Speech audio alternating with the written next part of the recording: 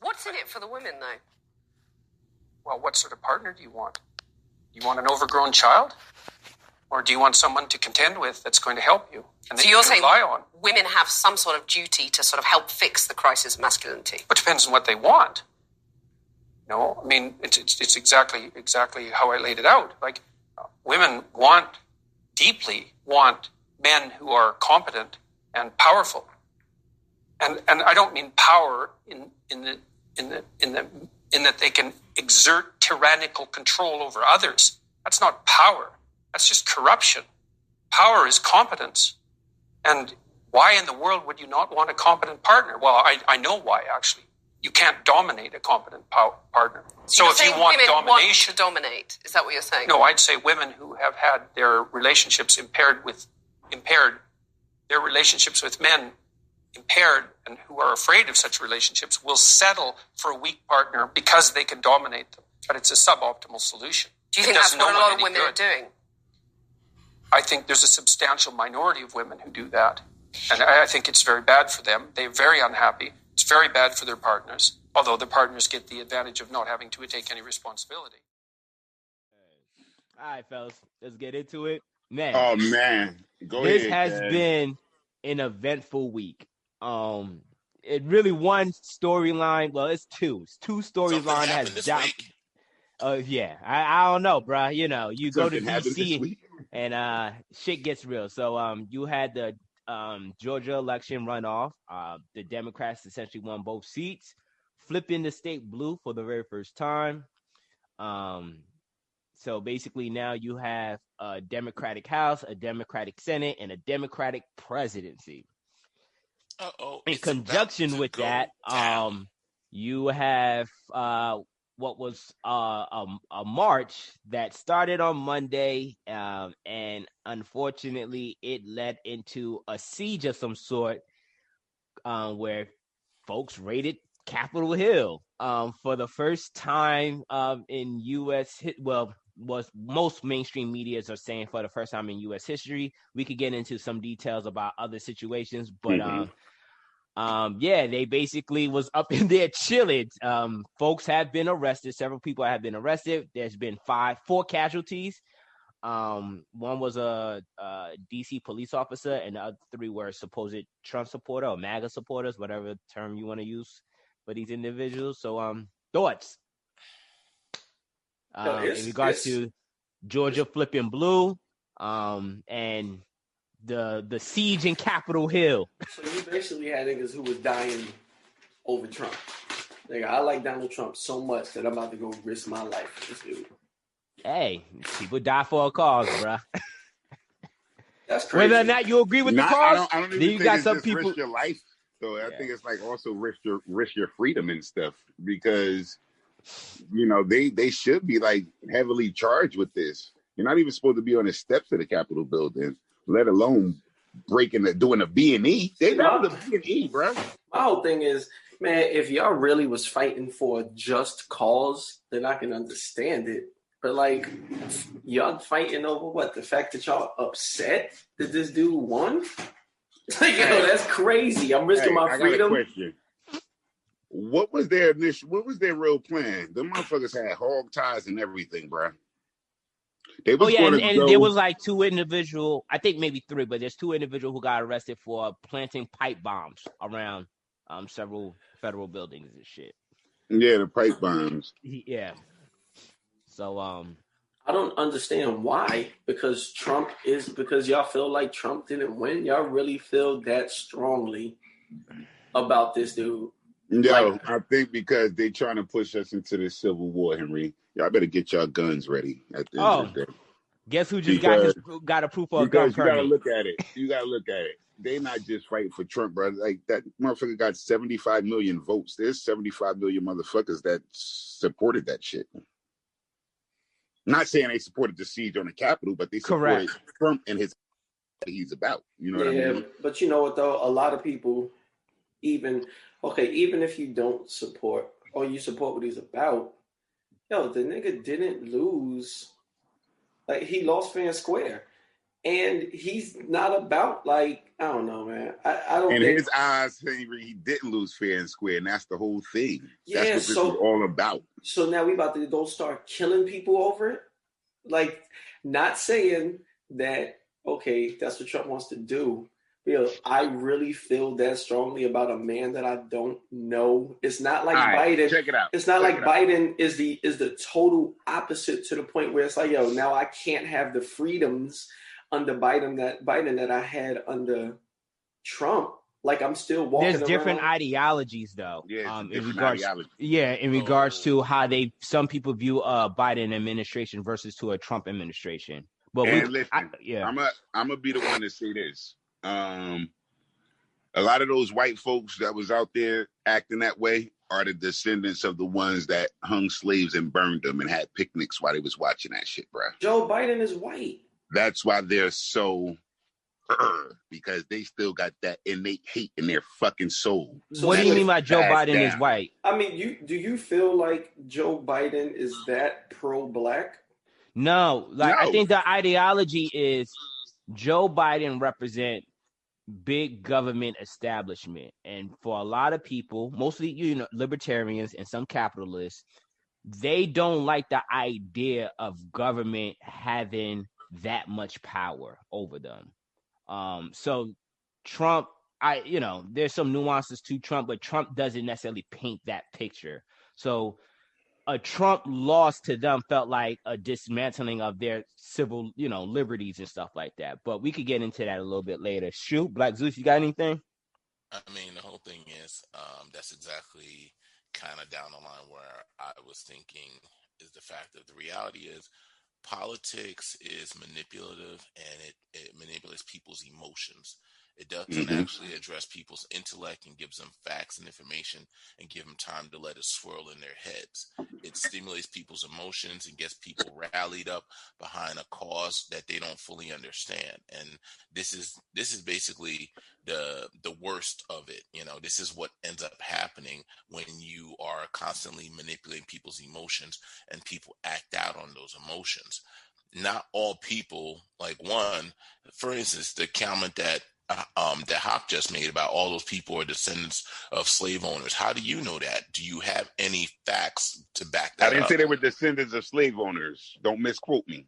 What did you say? I said they're descendants of the people who actually were burning blacks and hanging them and having picnics. That's what I said. Okay, yes, they are the descendants or maybe they might not be. You don't know if they might have been Irish or they might have been Scandinavian, this, that, and the other. So, but the bottom line is the fact of you don't have facts to back that up. And someone's going to hear your statement and go with their emotional gut reaction and agree with it with no actual information to back it up. And this is the problem with our entire society is ideologies. Instead of being brought to the table and being discussed and being picked apart and being what's the word I'm looking for? Instead of the ideologies being discussed and what the policies are, we are more emotionally driven to no, they're taking away my freedoms. What freedoms has been taken away from you? Well, yeah, my freedoms, So the whole thing is this is what ends up happening when you have an entire society driven by its emotions and not by any type of intellect. And this is exactly what Donald Trump knows and wants and everything. So the reality is a lot of people, even though 75 million people voted for Donald Trump, it's not necessarily because of racism or bigotry or this, that, and the other. Some may actually believe in the policies that he may enforce. He might, because a majority of Republicans believe in smaller government, less government power in your affairs. And that's their major push. If you go to places like Texas, you go to places like Florida, where the income tax is not as high and they're Republican, but you got the highest fucking income taxes in New York, in New Jersey, in California, which are Democratic. You can kind of understand where they're coming from with some of this. And coincidentally, those states also have some of the highest poverty rates too, which is like, okay, some democratic policies kind of contributes to this sort of disparities in inequality. But go ahead, Black Zeus. I'll let you wrap up, and then I'll chime in. So that's basically, my point is the fact of people aren't able to think and go deeper into the issues and have a chance to find out facts and information and let it swirl in their head. They just go with their gut emotions and let that dictate their behavior. Yeah. Well, gut emotion didn't allow for proper planning, Black Zeus. Like, at the end of the day, these motherfuckers went to the Capitol, bruh. Exactly, because they were going with good emotions. They weren't thinking that. No, I'm not even talking about any emotions. I'm talking about who dropped the ball with the emotional part of not having the police in order and ready to go. Like, that shit is deeper than just that part of the emotion. These motherfuckers was able to go there, and I don't know if they were getting police assistance or not, but, bruh, that's the fucking Capitol. I'm glad you brought that up, Smith, because that shit is almost like the White House, short of these motherfuckers out there with the ARs and the M16s. That shit is the Capitol. That ain't supposed to happen in America. That's why the other Caucasians started saying, okay, well, I know I was about to object, but now that you got your minions moving this way, I gotta say, you know what? It's time for you to go. Because that shit is deeper, y'all. That shit is deeper. There's no way that at the end of the day, first of all, you already have police out here because you have the president of the United States out here on the same mall. But just walking down the street. I went to the Million Man March. We're only walking down the damn street. You know what I mean? He was there. So, like, these are my thoughts. He was there on that end. He wasn't there. Correct. He was there. He told him, I'm going to go with y'all. And then he took his ass in the house. Yeah. You know how many times I've seen dudes do that in my neighborhood? Go fight these other guys. That's with y'all. And he's like, yo, where Rakim go? And Rakim is flipped off in the house. He ain't even with us. Rakim ain't trying to fight. Rakim is trying to go in the house and get under the covers. Yeah, I will say this, man. I had so many mixed feelings regarding this event. I believe Trump gaslit and incited people's emotion to be at an all-time high, at a peak high. Yes. But to what I just want to address Kelvin's point, like those 75 million people, which wasn't represented at the march, it was like a couple of thousand people that were there. They were arguing a lot of, ideologies that were present in this election race. And I think most importantly was the integrity of the voting system. Whether or not you agree or disagree, obviously our legal system proved that there wasn't mass fraudulent voting. I think a lot of people felt that there was suspicious voting that went on and took place, and people felt as though that this is taking at the integrity of our democracy. And if like someone like myself who followed these election results, there's statisticians out there that basically pointed out there are some interesting irregularities regarding how certain district all of a sudden turned blue. So like, when you enter the World Web and you start reading this and stuff like that, you can enter a rabbit hole, and then kind of depending on how you fall in line with a political affiliation, you could really get yourself built up to feel like, yo, I got, my vote wasn't counted if you're someone who thinks along that lines. Yes, you know what though? Just this question for you to continue with. How's that any different than when we show up to voter polls and they're making us wait in lines longer and there's losing ballots and being accused of all of that? How is that any different? Not saying it's right or wrong, but how's that different?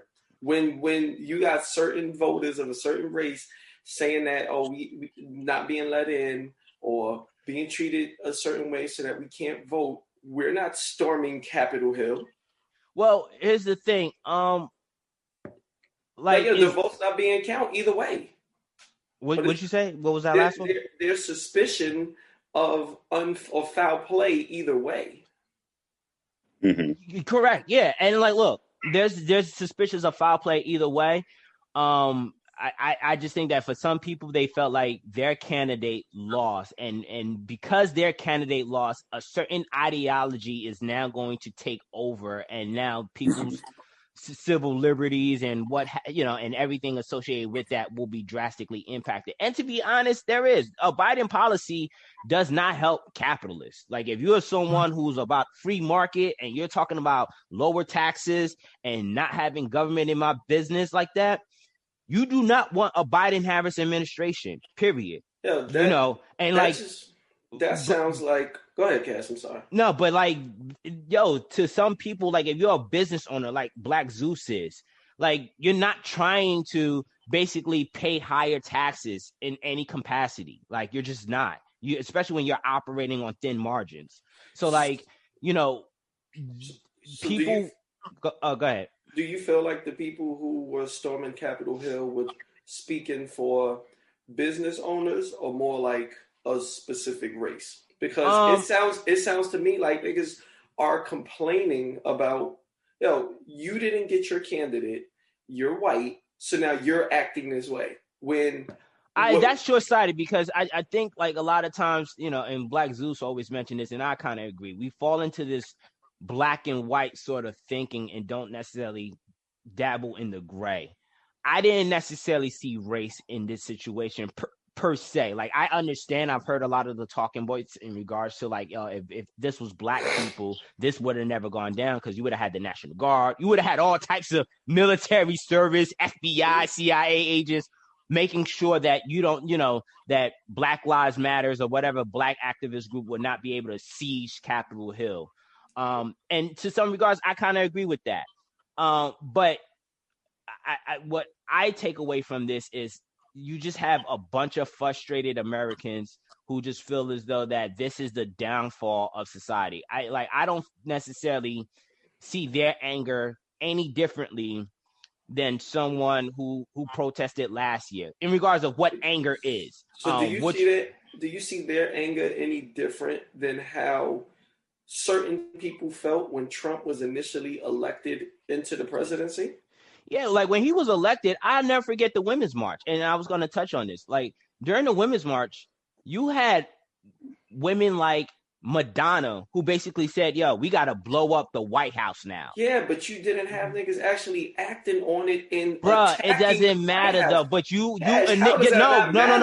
But we're talking about inciting violence. At the end of the day, when you're talking about inciting violence, you are basically saying you are threatening the White House and Capitol Hill. And actually the Women's March did actually protest and they did go into Capitol Hill. The one thing I found interesting is the police, the DC police allowed those protesters into the building. Like, I don't know if you guys saw those footages. They actually moved the barricades and allowed them to come into the building, which those wasn't the DC police. Those were the Capitol Police. Thank you. My bad. Yeah. Thank you, Smith. That's federal ground. Thank you, Smith. So they allowed them, which draws suspicions to me. Like, they let this happen. That's what I'm saying. They let this happen. See, that's my thing. Like, you can talk. Like, is it right for Madonna or anybody to say, "Oh man, somebody should go blow up to so and so"? No, it's not. Should they be held accountable if it happens? Maybe. But that's not the same thing as Trump saying, let's storm the Capitol. He did not say that, though. Well, okay, well, let's march to Capitol Hill. That's all he said. Okay, now, you had show our strength. But even show our strength. Yeah, but he did not say, let's go into Capitol Hill. So even if he didn't say it, let's say it wasn't him. Somebody got the idea to do it, whether it was when they got there or whenever. Madonna or somebody saying let's do it is not the same as somebody actually doing it. Okay, but like you, they're acting on their anger. But the thing is, let me ask a question real quick. Go ahead, Shu. Had Obama said let's march to Capitol Hill, right? Mm-hmm. And Obama said let's march to Capitol Hill, and let's say Trump had said we should bomb the White House. Would your view be different? You talking to me? Yes. On the statements, would your views be different on statements? Because the whole thing is what Cash is saying is being factual.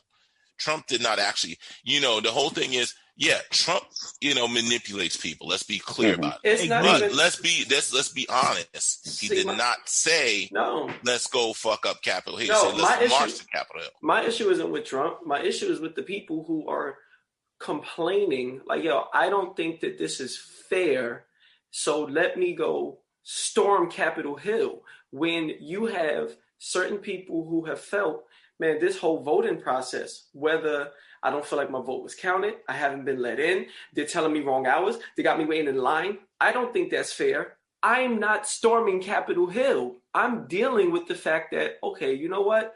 We're going to have this president. Let me do something else to try to get whatever's fair, or let me sit back and just feel like it's not fair.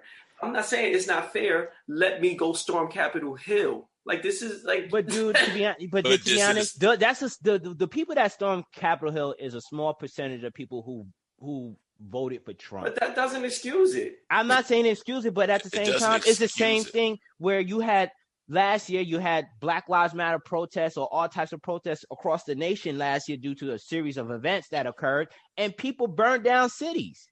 Yeah, you're right. They did burn down the cities, but they also didn't freaking attack Capitol Hill or the president. But dog, to be honest, the Capitol, I see no difference to you burning down a city and businesses to Capitol Hill. So you're saying that if that shit is a difference, Cash? No, I don't see a difference. No, see, I do see a difference. I don't see a difference. Here is the difference, right? Capitol Hill is government, right? And the whole thing is, at the end of the day, we all pay taxes for government to work for us. And the whole thing is, if the government does get burned down, you know what? None of those guys at Capitol Hill, none of those politicians lose a job, lose an income, nothing. When you burn down small businesses, mom and pop shops, and you take someone's life away and they had nothing to do with why you are feeling, the injustice, that's fucked up.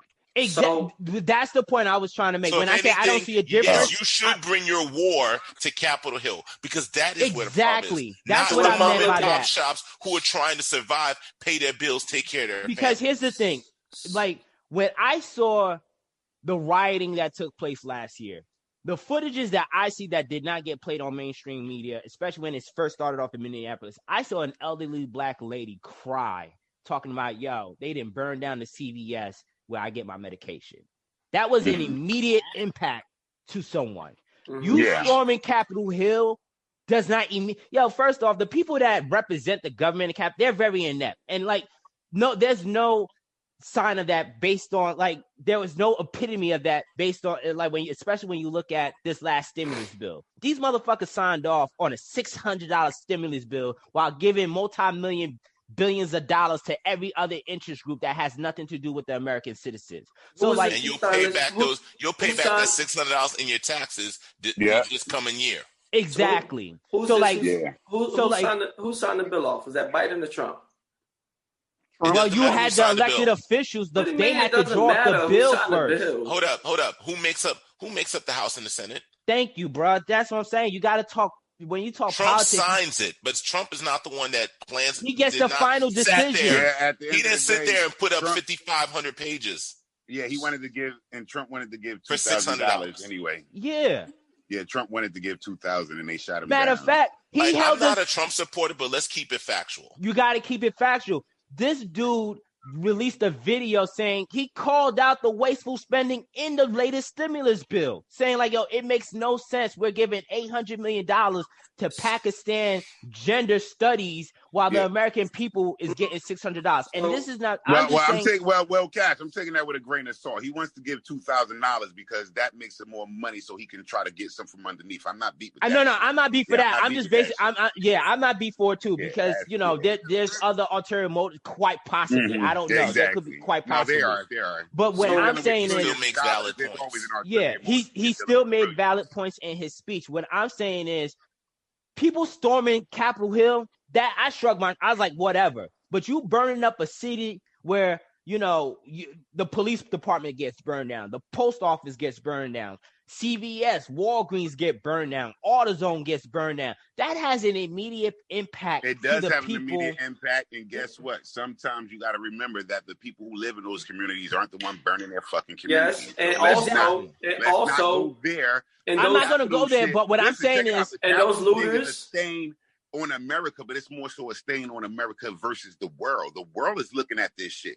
We're democracy.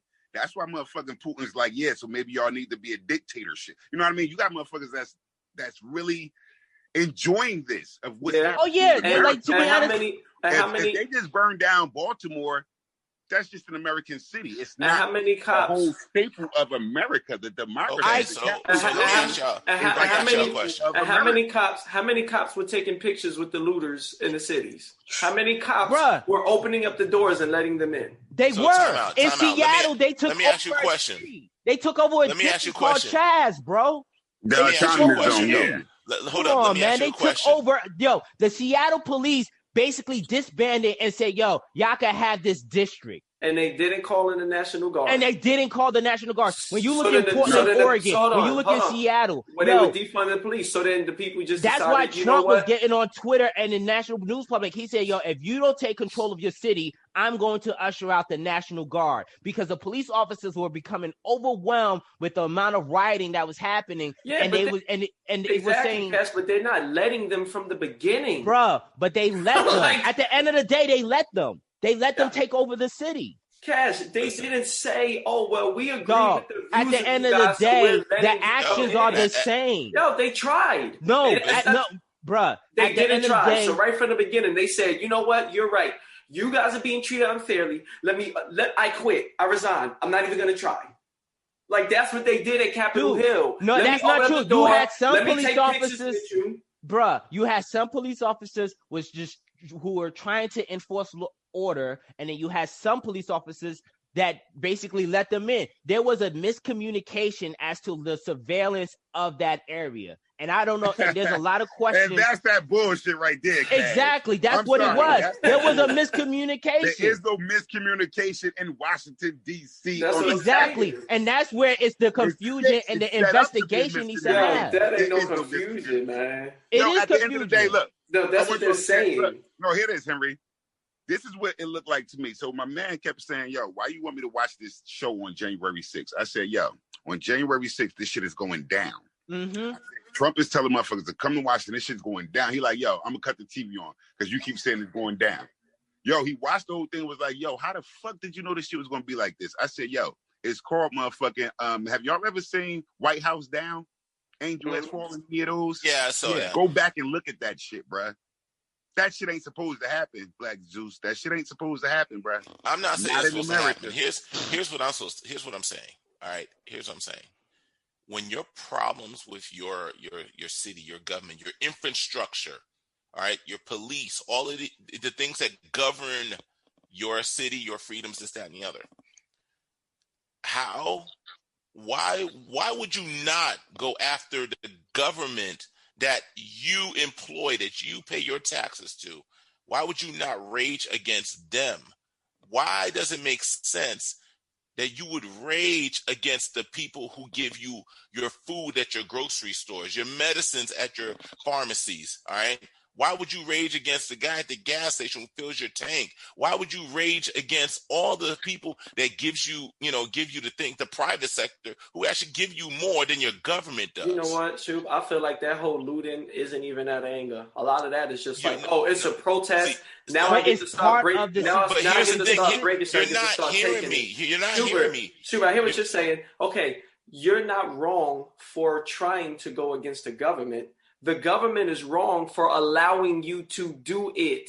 Like they're saying, come in. Oh yeah, let's take a picture. Exactly. Okay. That is the focal point. Not the fact of people are raging against the government. You know, so it's the fact of how the government handled that shit. And an argument, and part of that handling is a big reason why, and this is what people are saying. If Black people had tried this, or even why Black people don't try it, is because if we had tried that, we wouldn't even have gotten on the lawn. And that's what they're saying. And I hear that. And I'm not, listen, once again, I'm not agreeing with the way the government handled it. If it was me, you don't want to. I think that they should have been shooting motherfuckers, 40, 50 yards away from the fucking Capitol. Like, hey, this is from this point on, if you go past this barrier, you will get shot. That's it. And to be full disclosure, some people did get tear gas. They did tear gas some of the people that was trying to come in. Yo, that tear gas was way too late and way too long. Yo, my thing is, if y'all want to get there, but like Colin Powell said, Henry, a lot of people keep trying to do the black and white. I get that part, but we can't even do the black and white because we know what that shit would have been. Mm-hmm. Right. At the end of the day, we went through a whole lot with slavery, civil rights, all that shit, and you saw motherfuckers getting dog sick on them in water hoses and beat with batons and club. Where was that at? Got that. But what we got to focus on is, what are y'all going to do to these people who you got their fucking face? You know exactly what they're doing, where those charges coming from. And that's my thing. Y'all don't because have to... a lot more people should have been rounded up already. Yeah, they're being rounded up, but we're going to see in these next couple of weeks. Not fast enough, for real. Because if you guys don't want to tear gas them and shoot them all like that's fine. Just give the black people the same exact treatment. Like, yo, that's fine. Just don't shoot us in a situation where you wouldn't shoot somebody else. Give us that treatment that they're getting. You don't got to arrest them. You don't got to arrest them. Just don't arrest us. You lost lives. Just don't shoot us. Yeah, you lost lives in the Capitol. Like. Well, I can't just say that's over a lot, Trump, because it's not just over Trump. It wasn't over Trump, and I think you can't simplify. Yeah, you can't simplify people's emotions with a person. Do y'all think that they would have stormed Capitol Hill if Trump hadn't said anything? No. Nope. Nah. Then part of that is his reason is because of him. He knew what heartstring to play on. That's what I'm saying. He knew. There's no denying that he was gaslighting and inciting people's emotions to get there. They died over him because of him. Yeah, they did. If he didn't say anything, they wouldn't have went. No, but to be honest, but here's an angle I'm taking this.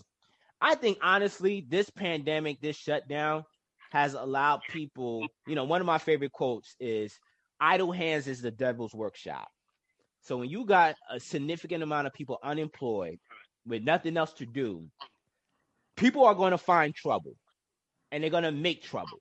And I think when you look at the riots of last year in conjunction with what was happening this year, I think you just had a lot of people with a lot of time on their hands, not being busy, and they're just letting their emotions run wild, and they're just out here doing whatever. Yeah, that and being able to recruit through hate and finding exactly a lot of things online that we can find anything online that goes with our ideology. That's real easy to do. Exactly. Everything skewed to our point. I think the pandemic did have a lot of get people's frustration out. But at the end of the day, they had barricades around that shit, bruh. They had barricades. They had barricades far around the Capitol. When them motherfuckers before they even got to the barricades, and once they got to the barricades, action was supposed to already be taken. They wasn't even supposed to push those barricades back that far without action taken immediately. So the ball was dropped. And they could say, well, the person who was in charge, he really doesn't know how to be in charge of. I don't want to hear all that shit right now. I don't want to hear all that. Well, he doesn't really know how to do security for the Capitol. Then why the fuck was he in that position?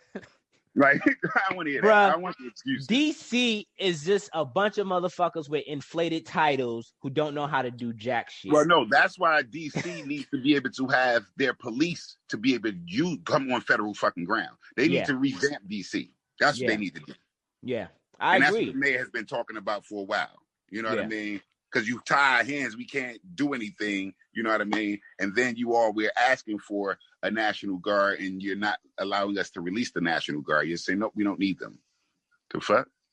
So you don't want to use DC's National Guard, but then they try to get Virginia's National Guard to come over, and you say, no, we don't need y'all. And then you wait until motherfuckers get hit in the head with fire extinguishers and shit to say, okay, maybe we will use you. Yeah. But like that scenario is no different from what I saw last year too. Listen, no, you didn't see that last year, bro. No, what I'm saying is when shit got out of hand with the protesting and rioting. The vice president was in the building. No, what I'm saying is in regards to what I'm saying is, and this is America. What I'm saying is, but what I'm saying, no, I get what you're saying. I'm talking about the sentiments of mayors denying extra aid and help of the National Guard service when things are getting out of hand.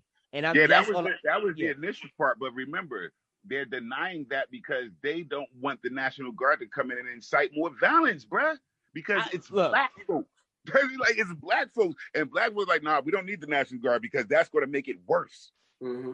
You know what I mean? But it's the same thing with this protest. I mean, no, it's not the same with this protest. The Vice President of the United States was in the building, bruh. Yeah.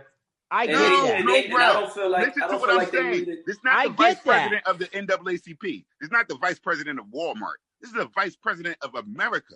I get that. And all the cabinet members. I get that. Bruh. During the women's march, they're not protected, Cash. They're not protected. The Vice President is not protected because his boy said, "Yeah, go get him too." Trump said, "Word, you ain't gonna necessarily defy these. You gonna certify these votes? All right, you ain't shit either."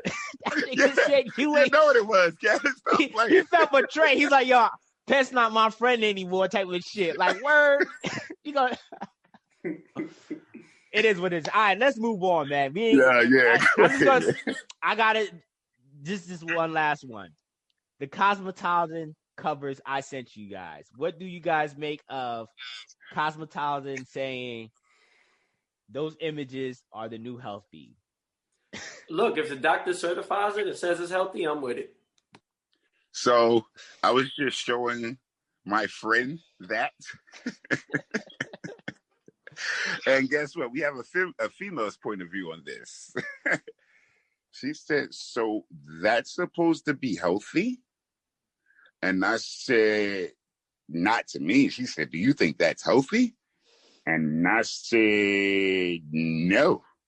And she said, well, how do people get so big? And I'm like, these covers are a February issue. I don't like those. And I think, we got to be careful of what we push, man.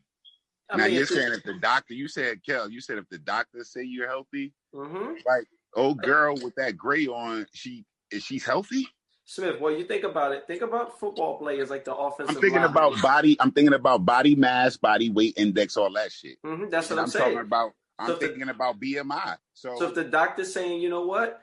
You're at a healthy weight. And I'm saying the doctor said she was healthy for her size. Bruh. I'm not about to say something about football players' offensive. Well, yeah, until he said body mass and body weight. Yo, a lot of those offensive linemen, some of them, they immediately drop the weight once they done playing football. No, I know. They don't being that size is not healthy. They drop the weight immediately because in addition to all of the other injuries that they sustain, having that sort of mass on you further does harm to your joints and your ligaments and stuff like that. So it's not. But they're also losing weight during the games too. So exactly. So that's different. But that's what I'm saying. So if the doctor says, you know what, you're in healthy shape, then I'm okay with it. Black News, you raised your hand. Go ahead, brother. I don't like the covers. So as probably the only health and fitness professional on this podcast, here's the thing: we gotta know how these things work, definitions, and so forth, so on. One, the body mass index, the BMI, that was originally made up by a European who basically just took a room of his friends, a bunch of hierarchy, aristocrats, and basically said, oh, well, my friends look like they're the perfect body and the perfect height for the perfect height and weight size. And that became the standard. It doesn't really have any real scientific backing behind it to say that this is, this is law. You know what I mean? Like, it's basically, it was a subjective, a person's opinion or viewpoint from their group. So, I generally throw the body mass index out the window. Yeah, it's due because it doesn't count for muscle too. It doesn't count for muscle, exactly. It just goes by a body type that someone thought was good enough. And it's a good thing you mentioned a football player, because the fact of, if you are if you're fucking Saquon Barkley, who is 260, 70 pounds of solid muscle mass and squatting 600 pounds, you're overweight. Yeah. You're a fat boy. You know what I mean? For his height and size, yeah. Yeah, for his height and size and everything, his weight and everything they would say he's a fat boy, based on the BMI. So I throw that out the window. As far as the word healthy, the medical terminology of healthy simply means that you are free of illness and disease. That's all it means. That's all it means. Nothing beyond that. Mm-hmm. Does not mean you can run a marathon. Does not mean you can climb a mountain. Does not mean you can do a push-up. Has nothing. See, the thing, people confuse fitness and health as the same thing. You can be healthy and not be fit. Well, I'm saying healthy in the sense of okay. How you so the whole thing is, you can be that large and be free of illness and disease. Mm-hmm. For how long? I'm not sure. I was just about to ask that question, but for how long? I can't determine that, because the whole thing is, there are people who are big all their entire life and never have, a sugar problem, a cholesterol problem, or a heart problem. So healthy, yes, you can be healthy. You can be big and be healthy. You know what I mean? But when we look at, we have a skewed view of health and fitness, and we think that both of them are the same thing, and they're not. But when we look at death statistics, and the number one cause is heart disease, and heart disease is oftentimes associated with someone's obesity. I just think that a lot of times when you get, when you see this sort of reclaiming body image, and you see this sort of large. Even with the heart disease, it's correlation. It's not causation. Correct. And yeah, you're right. It's not a causation, but it's a strong correlation. Because you have skinny people with heart disease too. You have slim people with heart disease, slim people who have heart attacks and strokes as well. What do the statistics say as far as who has them more often? Who's more prone to them? Someone who's obese. Correlation says someone who's obese. Someone who's obese. And then when just even always look remember, at but remember, if the BMI is your standard of deciding how someone is obese, that means as soon as you go over 5 to 10 pounds over what someone else's ideal weight is, you're obese.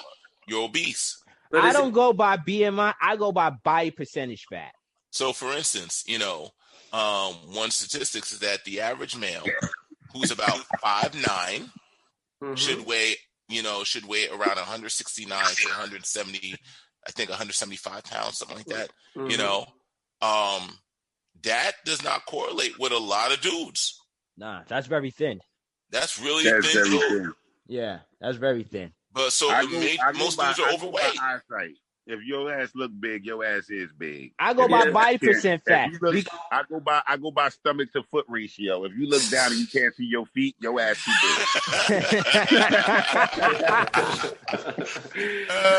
big. I just think the whole, obese, morbidly obese. Is it pretty? Okay, fine. You want to say it's pretty? That's fine. Is it healthy? That's something different. Pretty and healthy. No. I think you did that backwards, Henry. I think they're saying it's healthy because they can say it's healthy, but I don't think it's pretty. I think you're doing that backwards. No, listen, pretty is subjective. They're saying that it's healthy, yeah. And that's what I'm saying. I think you said that they're saying that it's pretty and not healthy. They're saying they're healthy. They're saying that these big women are healthy, which is fine. Is it pretty and sexy to you? It might not be. And that's the opinion. Well, look, if they're saying that they're healthy, then look, to each his own. Some people out there like. Well, you know what I find funny though, now that Schubert brought clarity to the definition of what healthy is.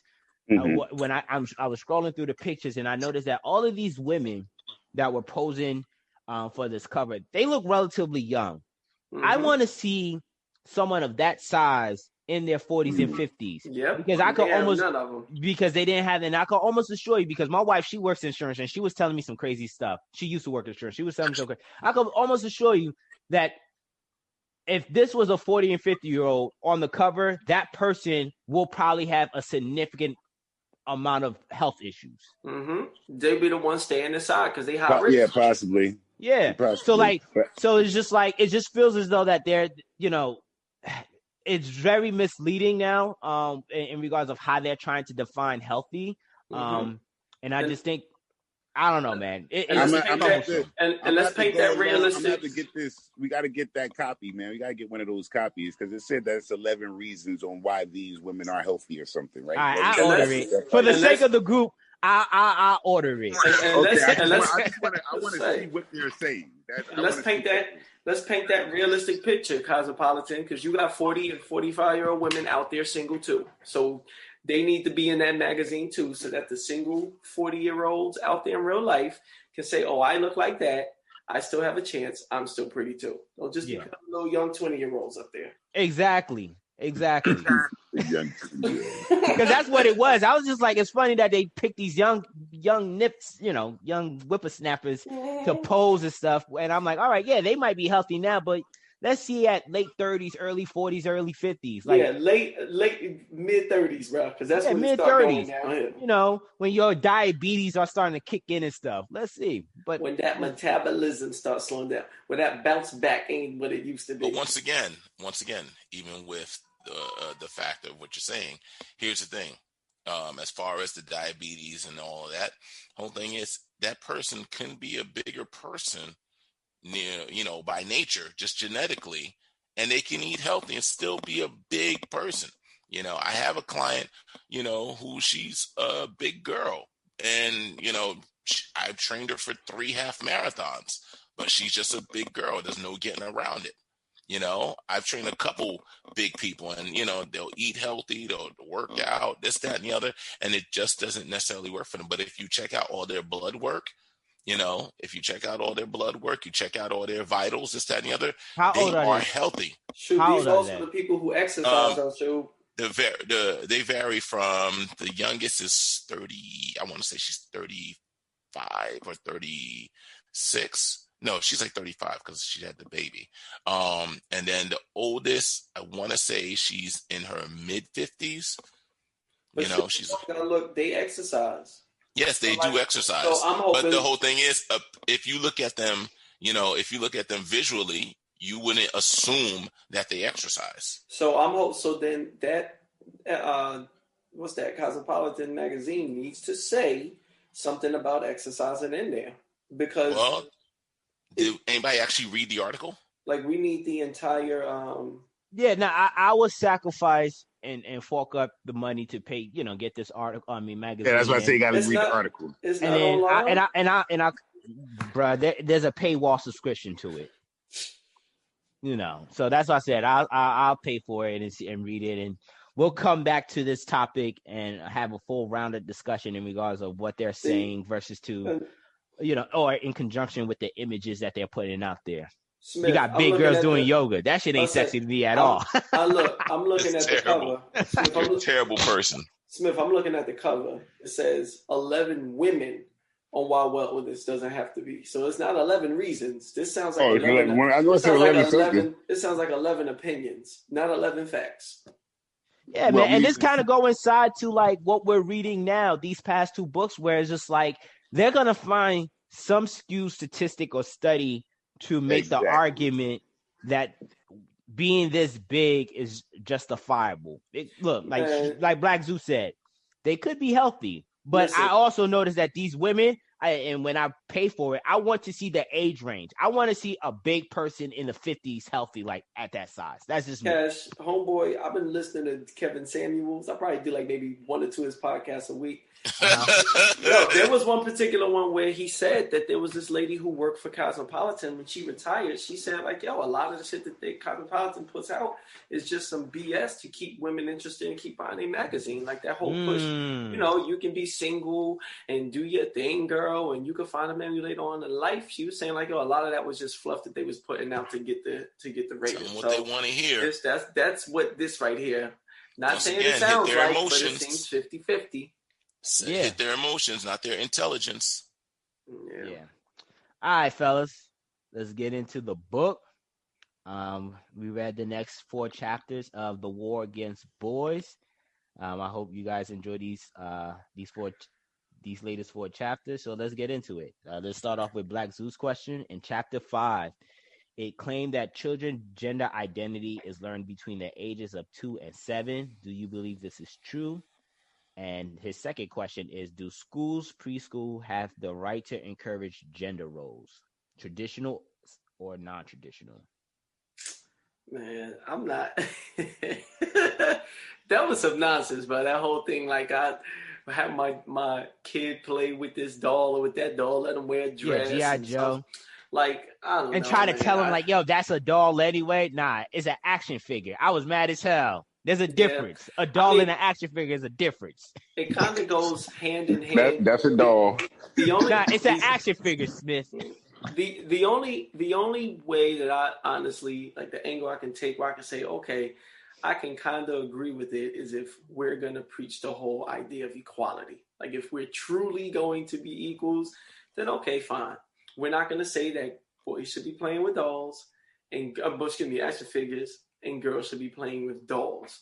Outside of that, and me personally, I don't agree with the whole there shouldn't be any gender roles. I do feel like, from a traditional standpoint, that there are certain things that, like, boys and girls should be doing. That's just my particular opinion. Like, I would think, I don't know, it would take a long time for me to be comfortable in a world where it's just like, okay, boys is just walking around in dresses and high heels. That's already happening, bro. Bro, I'm never gonna get comfortable with that. I could be 90 years old and still be cursing. As far as the girls' bathroom nowadays. I mean, as far as it being preached at that age, to where it's just like I haven't seen that in my schools yet. You know what I mean? Like, I don't. Oh, you don't have the gender neutral bathrooms yet? No, we're not even that. No, we don't have that. But I also don't see boys walking around in dresses and skirts and heels and makeup and all of that. And not saying I'm gay. Oh no, this is just what I'm gonna do because I'm equal. Like, that's what I'm saying. I can't get. I don't know. I don't want to get on board with it. Not saying I can't, but I don't want to. Sound like a bigot, Cal. Well, I just don't want to put this damn skirt on. Not saying I can't get with it. I just don't want to. As an educator. Like I said, you sound like a bigot. Really nice. You would look really nice in Elizabeth Taylor. You know what? I want everybody here to prove they're not a bigot. And the next time it's time to go to work, dress up like a woman. Oh no, I'm not saying I'm not one either. I'm just saying you sound like a bigot. I wear a pantsuit like Hillary. Nah, bro, I don't want a Hillary pantsuit, man. I want that Kamala. I need that Kamala lipstick, bro. I have my arms out like Michelle Obama. With some painted red nails. I need to see that Obama booty shoot. Man. You better stop playing, man.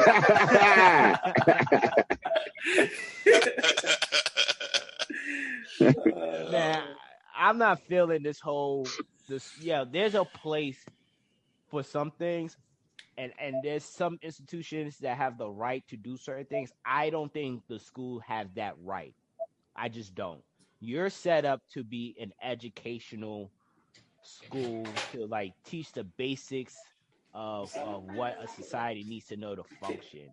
I understand that, social studies and all this other stuff are important, and, there's a place for that, but, like, especially when you're talking about this particular book and you're talking about these kids being in grammar school.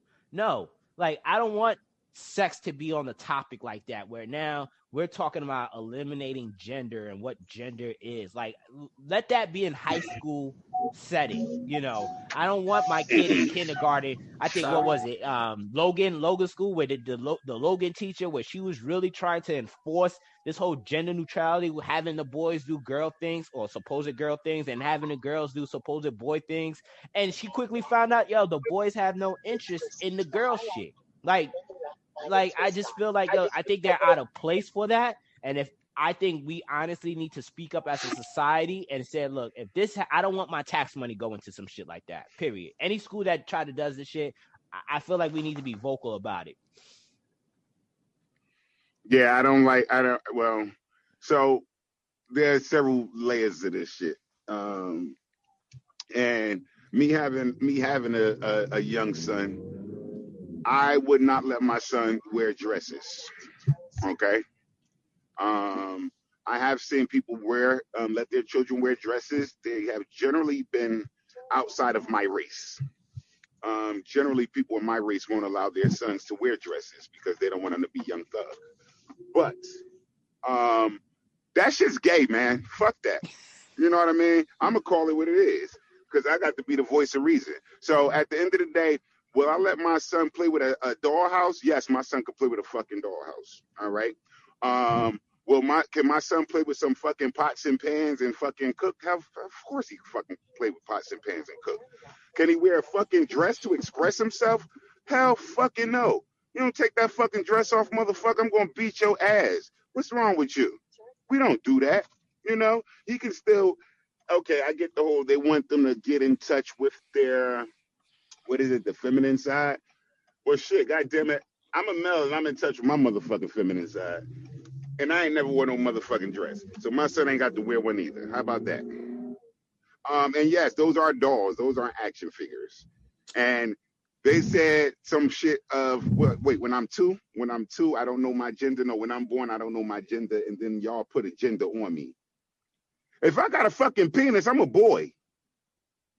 I'm just saying.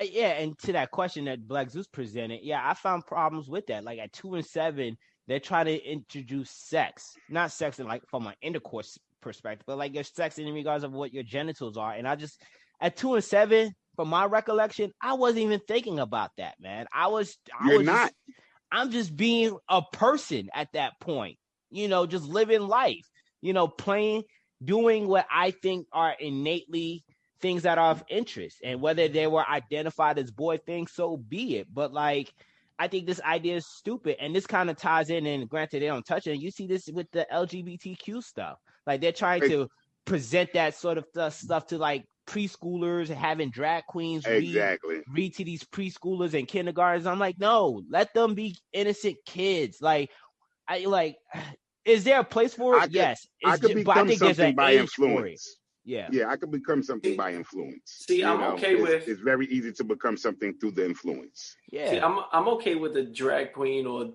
trans whatever reading to my kid if it's just like, hey, we're having career day and somebody comes by, but we're not making an event of it where it's like, I'm not even feeling that shit. I'm sorry, that's just me. I'm not feeling that shit. If I had a kid, man, nah, they're not attending some drag queen reading. They're just not. I mean, they're just not. It's not a drag queen reading. You just got a drag queen who's reading it. Like I'm saying, bruh, I'm not doing that shit because at the end of the day, I gotta tussle with how I feel about that once my kid comes into the house and sees some goofy shit like that. Here's my 2 cents on it. Is that Black Zeus sounding all mellow. About to get real philosophical. Here's my 2 cents. You know, as you know, the fact that y'all know I have a son, and my son, you know, he cooks. He's cooking right now. He's making me breakfast. He's making some waffles for breakfast and everything. You know, my son has long hair because he's growing out his hair to donate to kids with cancer. You know what I mean? Like, these are things that we would generally consider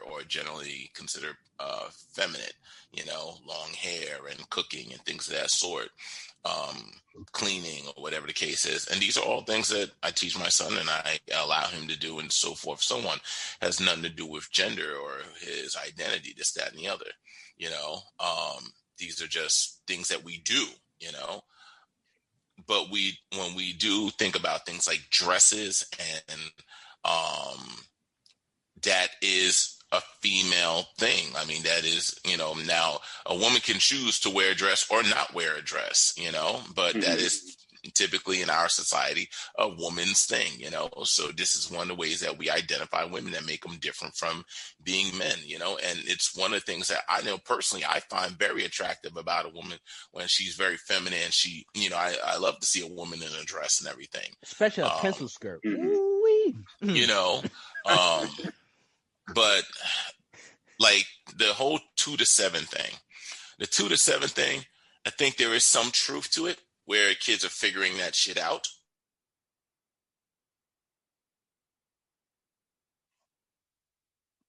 Did I go frozen? Oh fuck.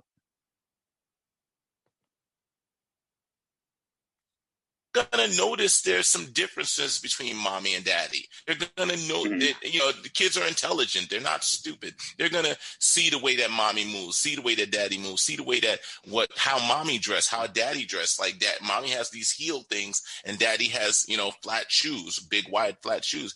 Mommy, you know, mommy is doing this and daddy is doing that, or whatever the case is. They learn these things as they're going on. So I think there is some truth to that. But as far as telling this child, like, oh, you know, you should wear a dress and this, that, and the other, that I just find to be a little bit disturbing, because the fact that instead of letting nature take its place and let a kid kind of figure it out for himself, now you are pushing gender identity. And that's why I'm really against the whole idea of the school doing traditional or non-traditional gender identity, because the whole thing is, instead of letting that kid have their own nature and figure it out for themselves, who they are, whatever the case is, you are now trying to enforce or trying to push upon them an ideology. You're trying to imprint them. Exactly. You're trying to make them something that they may not be, you know, and that is problematic for me, especially when I consider the whole idea of feminists sitting here and telling men what they should be. And it's just like, have you ever been a man? Have you ever carried the weight of a man? Have you ever lived the life of a man? Well, because, you know, I guarantee you 99% of those goddamn feminists, and I don't mean to be so, you know, belligerent, but like, let there be some danger. Let their lives be in danger. And there's a man there. If they're going to, let me see them jump in front of the bullet. Let me see them sacrifice their life to protect a man. Let me see them step up and take care of and support and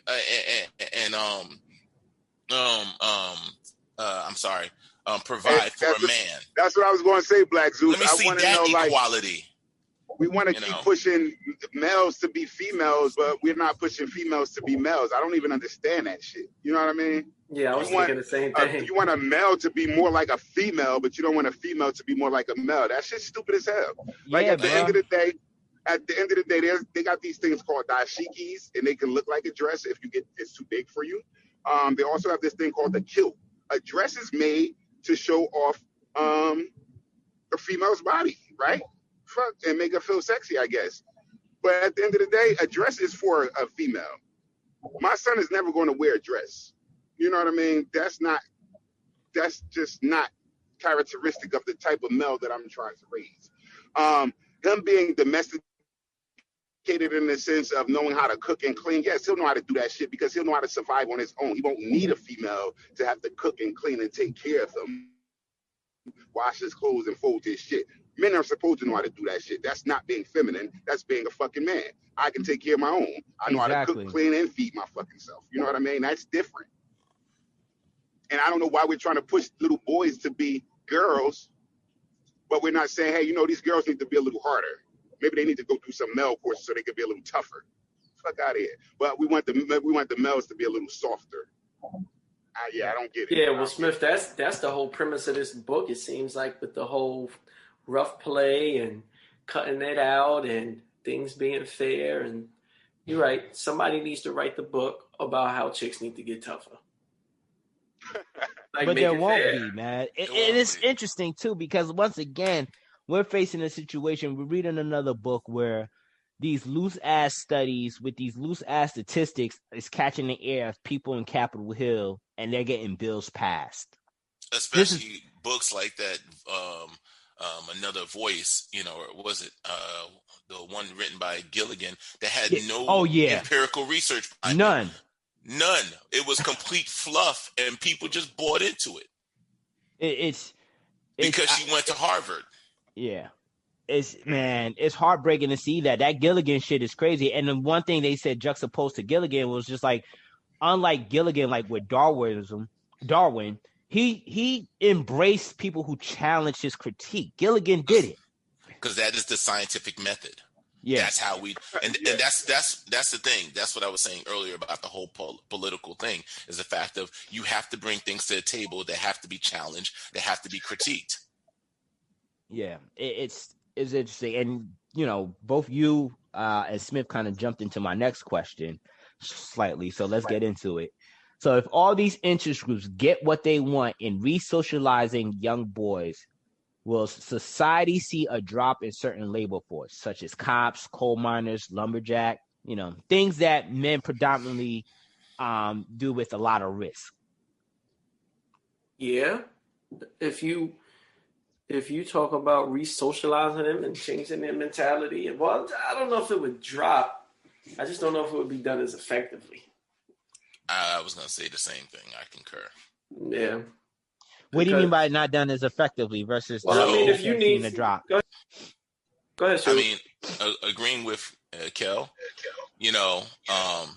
if you're a police officer and there is a dangerous situation, let's say a domestic abuse situation or I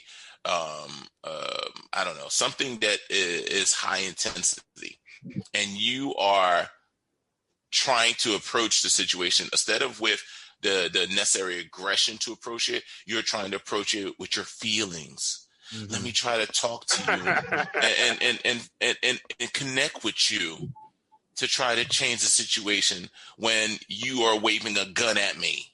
Mm-hmm. Like at the end of the day, people, demonize aggression, but there's a time and a place for it. There is definitely a time and a place for it, because if you're a soldier and you're out in the field and you're like, oh, why are they shooting at us? Let's talk to them. Let's get to know them. Let me go, try to connect with the terrorists and understand their feelings before I pull out my gun. Mm-hmm. How effective will that really be? So I agree with Kel. You about to say something, Smith or Henry? Yeah, I mean, I agree. I don't know. I'm not in agreement of the whole, what's that? Desocialization or re-socializing. Yeah. Because it doesn't really seem like how is that equality when you're making boys act like girls? And that's like that's not equality. I think honestly, when we was reading The Myth of Male Power and reading the hazardous nature of a lot of jobs that men take on, when you're trying to basically restructure someone's way of thinking and how their approach, I think these high risk jobs that men typically would take will see a significant drop. Because most recently, when you look at the construction labor market right now, right, there's a significant shortage of construction workers. So a lot of times I remember watching CNBC and they had the CEO of Home Depot, and what they're doing, they're pushing an initiative like a scholarship initiative to get more people to do construction. 40, 50 years ago, there was an abundance of male willing to do construction. And I think now, as time has gone on, when you got studies like the Gilligan, the AAUW, I forget all these goddamn interest groups that really have AUW and the ACLU. Yeah, like have an interest in really trying to reshape what it means to be a man and reshape the thought process. A lot of that toxic masculinity is what spurs a lot of men to do these dangerous jobs. And when you get rid of that mentality, you're going to see a shortage of men willing to be willing to dispose of themselves to do these jobs. And I think it's going to drastically impact the way our societies function. Like a lot of these metrosexual guys that you're seeing now these days, they don't do blue collar jobs, man. They do white collar stuffy office jobs. Like I've never met one of these, social justice metrosexuals do some real hard labor intensive work. Every single one they ain't trying to work with their hands. They're not trying to work with their hands, bro. They're getting manicures and pedicures. Why would they work with their hands? So the more they're not trying to get a callus. Exactly. Thanks, Smith. Like they're not trying to get a callus. So the more you're re-socializing these young boys to think along the lines of how these young girls think, the way my mind frame went to is just like, the job labor market of a lot of these industries are going to take a hit. And America's going to basically, or these Western nations are going to necessarily import, people from other countries to do these jobs like we're currently doing now. Like we're getting our labor mostly from the south of the border. You gotta like I just finished doing demo. Yo, every one of those dudes spoke Spanish. Only the lead contractor spoke a bit of English, bruh. And I tried desperately to find, some like American, mostly black, but American folks. Yo, the job labor shortage is crazy. Like Americans are being re-socialized to not look at hard work as it's viable. not. I'm about to say, hold up, Cash. It's not just the re-socialization. Motherfuckers, overall, Americans are lazy. They don't want to fucking work. They don't want to work. But like, so you get the other labor because these motherfuckers want to work. But they want to work. But we there's don't, something as Americans, to being a we man. don't want to work, bro. Yeah, but there's also something to being a man that contributes to that too. Like I'll never forget, when I was doing a lot of demo work initially when I first bought this house, my wife would say, "Yo, you tired? Take a break." But like I remember my coaches during my years of wrestling, he was like, "Yo, there's no water break. You didn't earn that water break. There's that mental fortitude of being a man where it's just like knowing how to push your limits." And I see a lot of chicks, they don't possess that. And so when you're trying to re-socialize these young boys, you're going to drastically impact the way the labor market is going to look. And just pause for 1 second. Like that, that one small comment you made about male toxicity, let's not own that shit because, like, here's the thing. Like, if you want to call male or toxic masculinity, whatever the fuck it is, that shit is only dudes that go around raping women, dudes that go around beating women, dudes that go around, like this, that, and the other. That is not the average everyday dude. That is not what fathers teach their sons. That is not what, is normal. And the whole thing is the fact that because there's a small outlying minority of assholes, now everybody's got to be a fucking pussy. Like, no, that's my problem with all of this. Is the fact that all of this shit is based on some minute minorities. So there may be 3 girls out of 500 that want to be in shop class, and no one's telling them they can't be in shop class. It's just not the norm, but no one's telling them they can't be in shop class. But now you're saying all girls have to be in shop class. There might be a minority of 3 boys out of the 300 that want to wear a dress and go to fashion class. Okay, let them be. Let them do that. But don't tell all boys they got to do that shit. So the whole thing is all of this dumb shit is based off of a few people that want to go outside the norm or be different or whatever the case is. And so be it, let them be. But don't tell me now I have to change my behavior and be completely different because that person's different. Like, come on now. It's bullshit. What you was about to say, Henry? No, I was going to ask the question, where did all this come from? But Shuba kind of answered it already. I mean, I don't know. This whole idea of like softening up the dude, we need to start hardening the women too. I mean, I guess in a sense they are. Maybe they are in the sense of it's like, you don't need a man, go out and make your own money. Like maybe that's. Nah, that's not hard enough. They're not being taught to like Shu was saying, in past, like, yo, they're not being told, yo, be a coal miner, be a firefighter, like do those type of work. They're not doing that. It's just like all of this equality pay is always centered around the cushy jobs, the jobs that looks very appealing. None of the jobs that inquire you, like Smith just said, that requires your hands to get callous. Yeah. None that gets your hands dirty. Nothing that gets your hands dirty. Nothing that, where your fingernails are not going to look pretty. You're going to have some dirt underneath it. Like they don't push that one. And I don't know, man. Like I said, like my question was really centered around. No, I just see that. It's as simple as pushing something as, does your wife know how to change a tire? She has an idea, but she's never put it in practice. Does she know how to change her oil if she just needed to change her oil? Nah, bruh. She be late on her maintenance on her car. I have to do that shit. So I'm just talking about some baseline shit. You know what I mean? Yeah. I shouldn't be. Remember, it's that whole damsel in distress. So if we're on the highway and we're driving and we see a lady standing and she got a flat tire, we're prone to pull over to help her. Like, fix your fucking tire. How long you been standing out here? You don't know how to fix that shit? Or you see a lady with a bunch of groceries. Because I know how to make a cake, motherfucker. You don't know how to fix a tire. For real. Yeah.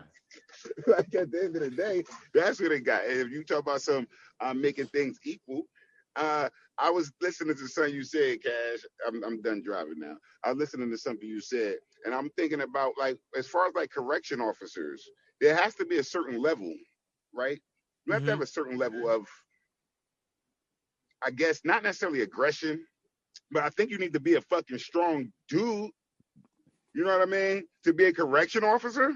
Yeah. Like, I don't think you could be thin-skinned or any of that. You know what I mean? Because these I ain't gonna say everybody a criminal, but these convicts are gonna come at you in certain ways. And if you're not, they're gonna test you. If you're not fixed, they're gonna test you. So you have to have a certain kind of man shit. You know what I mean? Because they'll smell that weakness and they'll be on your ass, literally. You know what I mean? Reading The Myth of Male Power, one of the fucking eye-popping story in regards of male sacrifice or being disposable, where, what was it, on a Navy ship? The ship was about to be on fire, and this dude bear crawled into some shit, burning his fingers, suffered like burning his fingers and everything.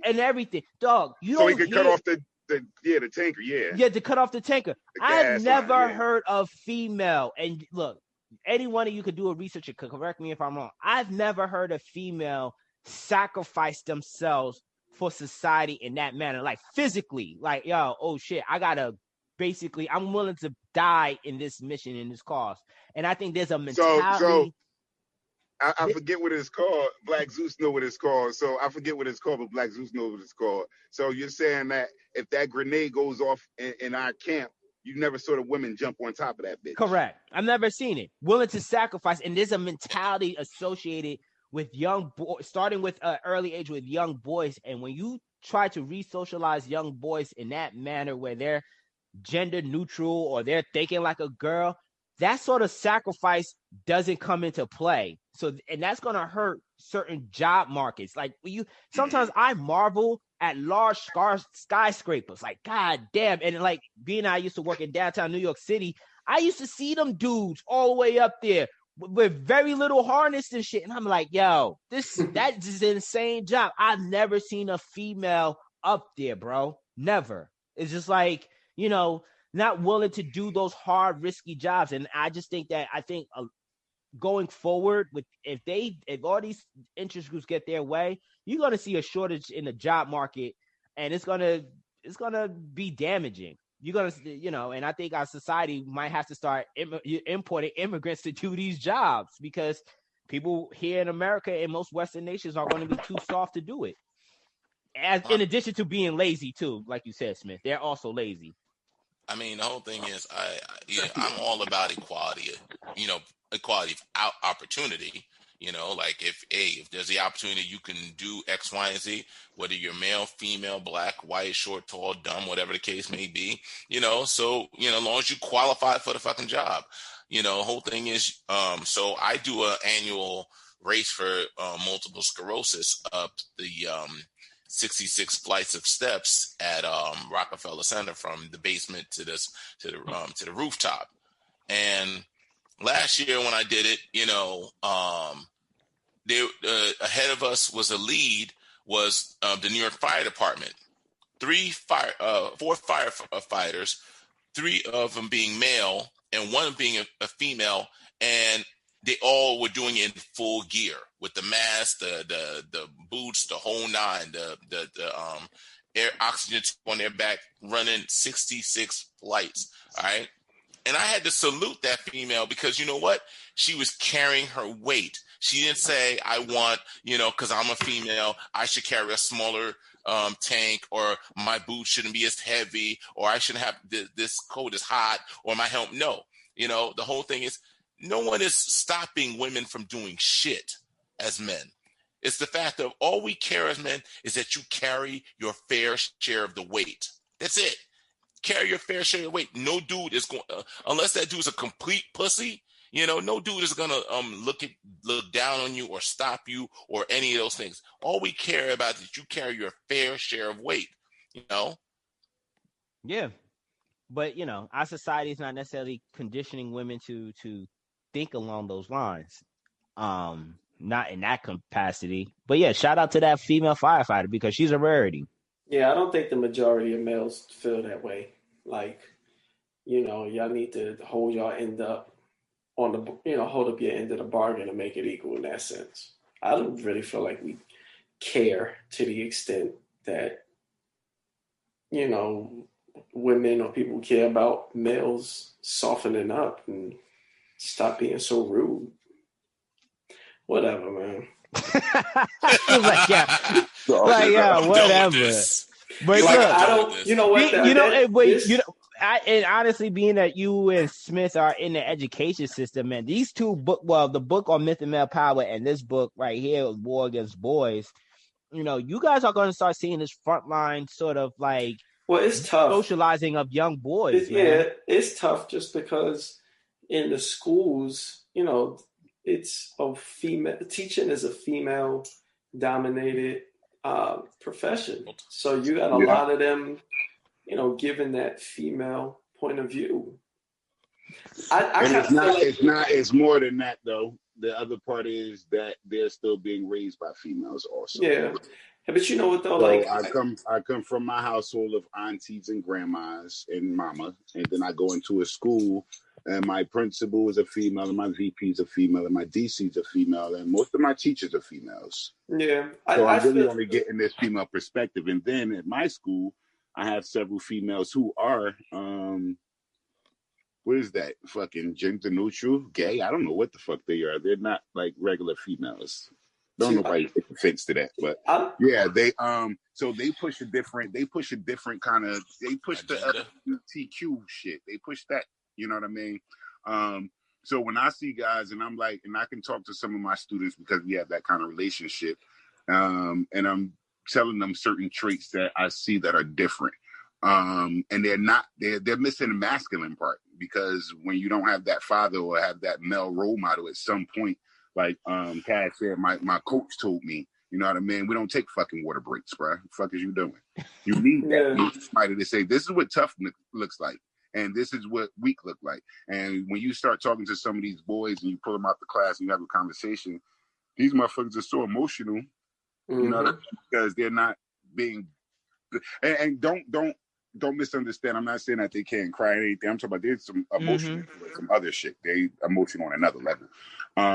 And it's hard to really get beyond that emotion because once you're leaving me, you're going back into this world of females in a sense.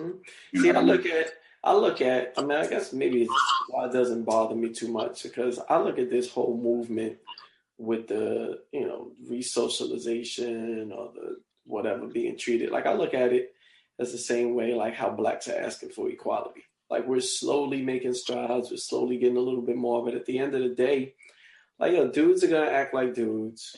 Like I don't really see it. I don't really see us getting to a point where it's like, everything is fairly equal to the point where now guys are acting softer and they're not, you may have more of them acting that way, but majority is going to be the way it is now. But the thing is I don't know. My only pushback with that is, young boys are being suspended at a higher rate. True. For being boys, for being what is traditionally boys, and I don't think that's going to change them, though. But I know it's not going to. But I know what but you're saying that I'm not saying that none of this is. I'm not trying to put words in your mouth while you're saying that none of this is a big deal. But I think honestly, we got to take this more seriously because we can't have boys be mistreated in the school system in such a way where now being suspended continuously impacts their ability to move forward in life and what type of education that they're kind of getting. Yeah. Wow. And then on top of that, now the school system's having a free range telling anything that is attributed to what is perceived as masculinity is wrong. Shu got a son. He should be able to show his officer's aggression in a reasonable legal way without necessarily being reprimanded. So does Smith. It's just I think we got to look at, I don't know, man, these past two books, made me realize like I gotta join a man's movement, yo. I gotta help. You need the a man's cause. movement because even I when gotta was join at, the cause for real, man. Like I didn't realize it was that dire of a situation because these motherfuckers are getting laws passed, bro. Yo, Cash, we used to be allowed to have boxing gloves, and you want this work, put these fucking boxing gloves on when you go on this playground. You know what I mean? You can't build boys like that now. You know what I mean? You gotta have a conversation dodgeball now. anymore. And yeah, you can't even play dodgeball anymore. And think about this, like in my school, I'm at a magnet school, but in my school, the majority of fights are by females.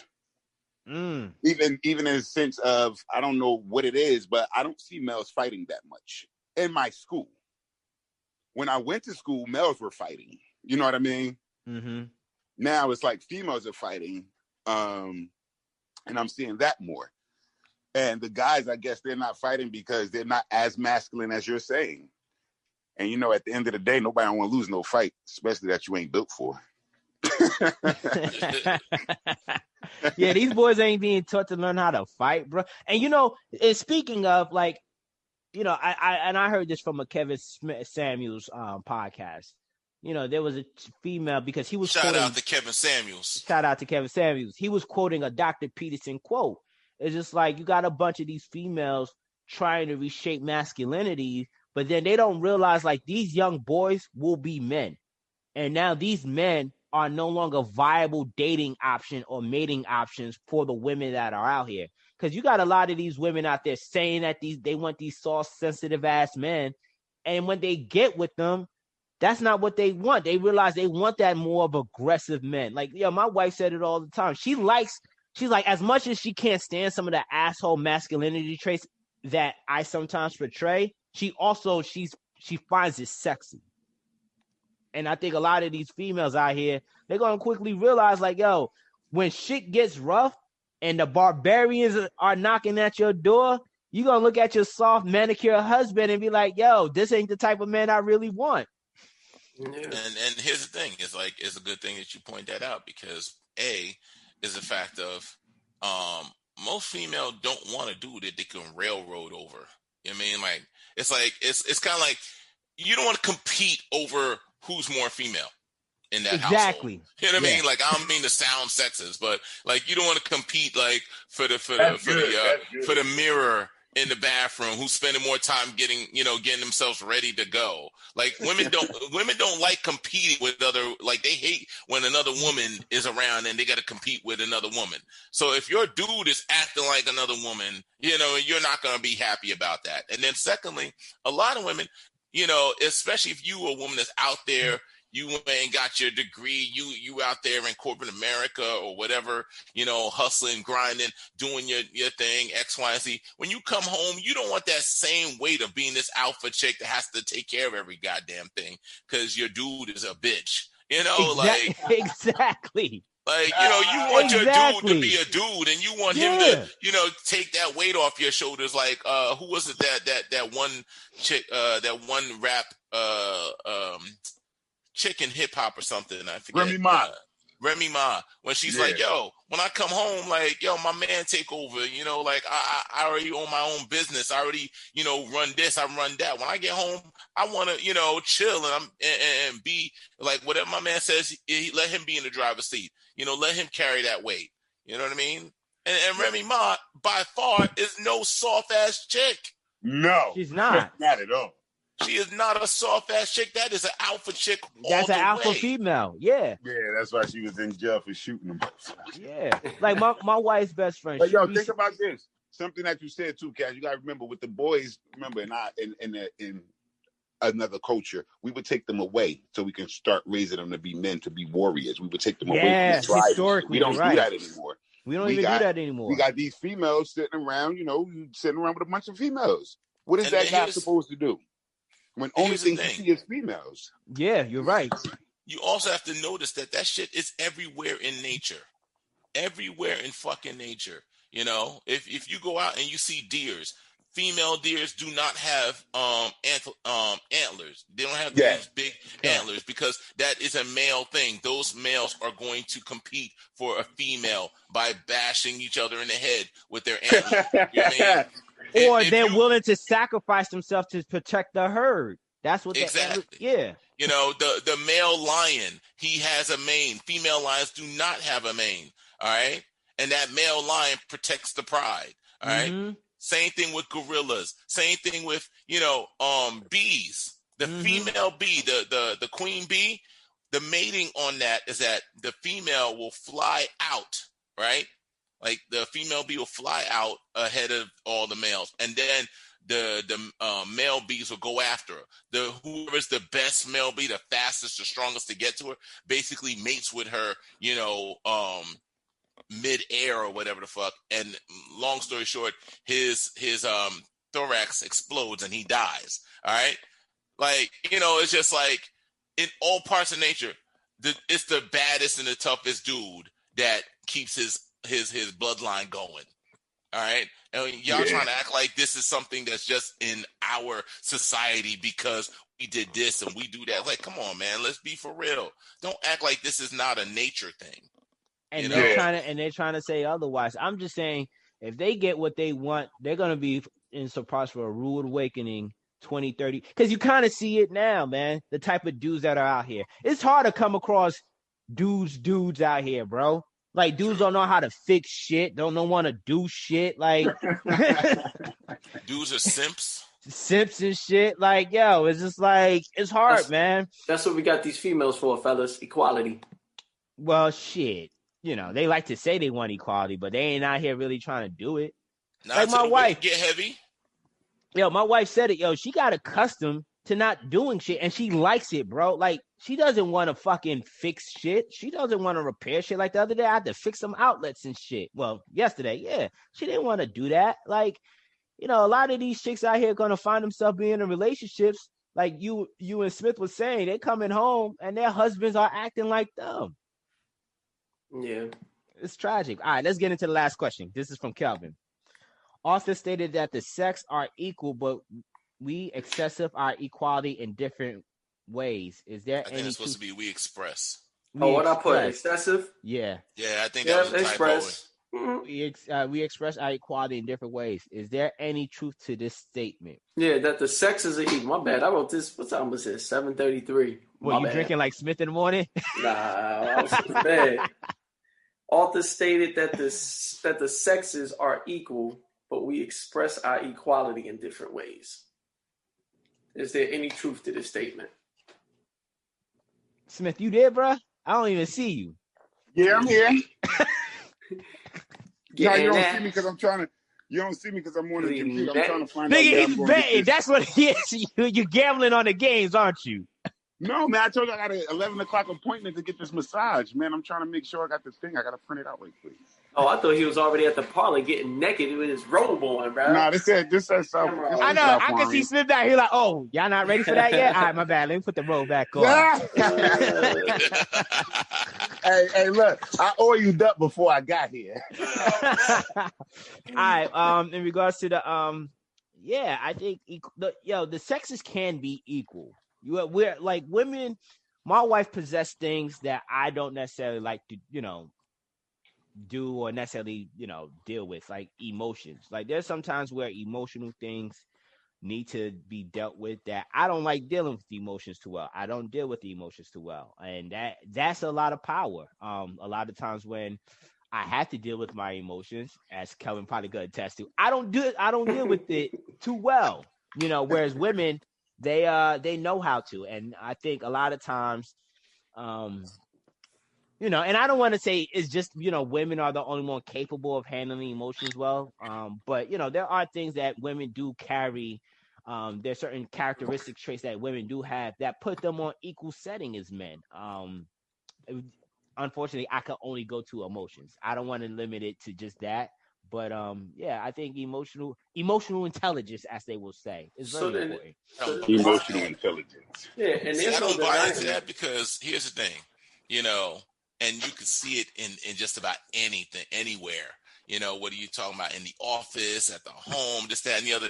You get enough females together, the shit gets catty and gets competitive, and like for all the emotional development that women have, and all the all the emotional control they have, and they're not they don't have male toxic masculinity. Women don't get along. Yeah. They don't get along. Yeah. Do you know any women that have been friends for life? Sisters. Other than blood? Blood siblings? Damn. And I don't mean black women when I say sisters. Like, I don't know any women that have stayed friends for life. Like, well, my wife always ends up with some she said, he said, she doesn't call me, this, that, and the other. Dudes. I do have one. My wife, her best friend, they were best friends since kindergarten to this day. Okay. Very close. And there's always an outlier. You're right. It is an outlier, though. But the funny thing is, I was just saying to my wife yesterday that there's this dude that reached out to me yesterday, and I haven't seen this dude in years. All right. And it's weird how we met. Like, we just happened to, he was running his business and I was running my business in the same building. And that's how we end up linking this. And we're still cool to this day. And he just reached out to me, and I found out all this stuff about his daughter dying and blah. And I'm just like, it's interesting how dudes maintain a relationship or a friendship, even when they disconnect. But women, they're like, oh, she doesn't call me, or she just did anything else. She doesn't spend no time with me. I'm done with her. You know what I mean? Yeah. But yeah, they're the one with the emotional superiority. I don't really see it. Well, the reason why I say that is because, like, going back to the myth of male power, Dr. Farrell pointed out that women do have some strength. Like, when you think about, a lot of our labor laws came to the fact that women were the one fighting for those causes. Talking about vacation days and sick days and personal days. For themselves or for everyone? We're benefiting from it, though. Whether it was for themselves, we're benefited from it. Okay, we're benefited from it, but the whole thing is they had an interest in it. Yeah. They had an interest in it. It wasn't something like they just saw for others. Here's my thing, though. Let's say that we are equal, but in different ways. So now that they're trying to change us, are they really looking for equality? We're already equal, but differently? Like, that's like, why are y'all trying to make us be like you guys? That's a good question. I don't know, bro. Like, it seemed like, because I agree with what you're saying. We're all, we all have traits that make us equal. Just so you look at a team, everybody brings something different to the table, but it's all just as important one way or another. So, like, and my whole thing is, if it's equal, why not just make women step up and be more masculine? Why do men have to be more feminine? Yeah, why is it being feminine is more superior to being masculine? So shoot, to answer, just to hear your take on it, do you feel like, okay, we are equal but in different ways? So, like, when you look at the way, you understand. It depends on what aspect are you asking? Just overall. Overall? Like when you look at the sense of, okay, males change tires, men do this, men do that, women do this. Does it balance out and say, okay, well, it can balance out. It can balance out. So, for instance, like, all right, if my wife is driving and I change the tire, then, that's where it balances out. But if I got to drive the car, get the gas, change the oil, and change the tire while she's sitting in the passenger seat, how is that equal? Well, you do all of that, but then she handles the stuff in the house. She does all the cleaning. She does all the cooking. Okay, so she does, but that's what I'm saying. Is the fact of, I'm saying, let's stick to the car. Let's stick to the car right now, since we use that. The house could be a whole different thing. I mean, she can cook and clean. I could take out the trash. I could fix the garage door, this, that, and the other. That could be a whole nother conversation. But I'm just saying, let's say, and let's keep it, real simple. Let's say the car. All right. Like if I got to drive, fuel the car, change the oil, and this, that, and the other, and you are in the car and receiving the benefits of the ride, you are still going to the same place that I'm going. How is that fair? Well, I mean, I'm cool with that if, again, you're holding down everything in the household. So I'll fix all the stuff. Once again, you're not understanding the metaphor, my friend.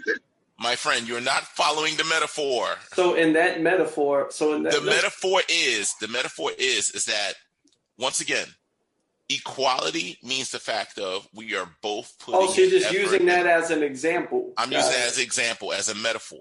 If we are going somewhere together, right, and you are both in the same car, if I have to do the driving, the changing of the oil, the fueling of the car, and changing of the tire, and you are simply going to be a passenger, that's not fair. If you are going to say, hey, I will switch off driving with you every couple of hours. Hey, I will help you change the tire. I'll hold the lug nuts while you twist the four-way wrench. If you're saying, hey, I will, I'll get the oil, you put it in, then that is fair. That is, when I'm driving, you're navigating, that is fair.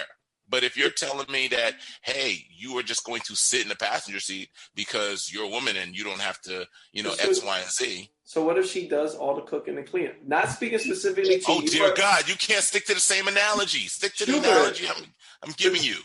Okay, but Schubert, we're saying equal in different ways. That's what I'm saying. So you don't have to help with the car in a different way.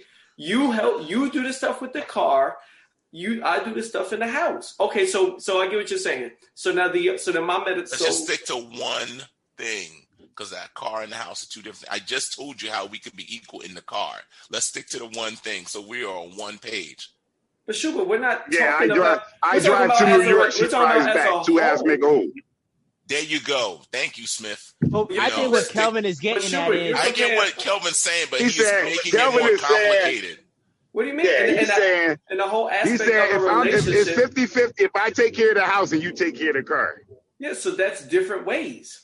Okay. But we're equal. And here's the thing with that argument, right? A woman could easily say maintaining a house is a much bigger responsibility than driving a car. So that's what I asked. You only spend how much time in a car versus how much time do you spend in your house? So that's why I was trying to keep it simple, bruh. Stay with me. Yeah, but then everything. She's not being Susie Homemaker, Henry. Like if you're talking about me and my ex-wife, like you remember, I did all that shit. And I was trying to keep it where it wasn't sexist conversation. I do cooking and cleaning. Yeah, I do cooking and cleaning. I take out the garbage and do all that shit. So I'm not understanding what you mean when you talk about half and 50-50.